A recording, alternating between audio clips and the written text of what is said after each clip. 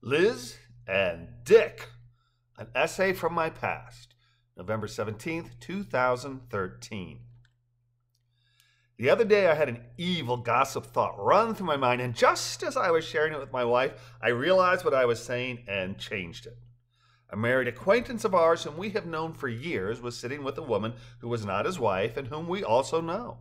They were looking very cozy, and we have seen them look like this a few times over the last year. We shall call them Liz and Dick.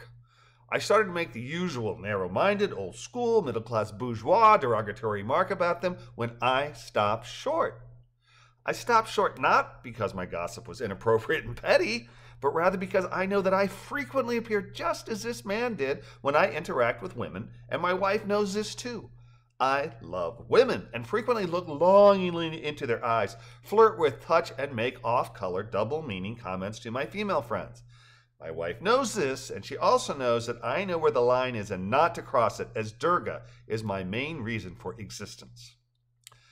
I know that I paint the same picture to observers as Lick and Dick were, and I sometimes do, knowing full well and enjoying the fact that I am making tongues wag. This was a good lesson for me, and I'm glad I caught myself in the act. I can be as petty as the next guy, and I try to share my pettiness with only a select few, such as my darling wife, but the "look who's talking" aspect of this filled me with blushing delight. As I was talking to Durga about this, I shared my thoughts, and we both laughed at my human frailty.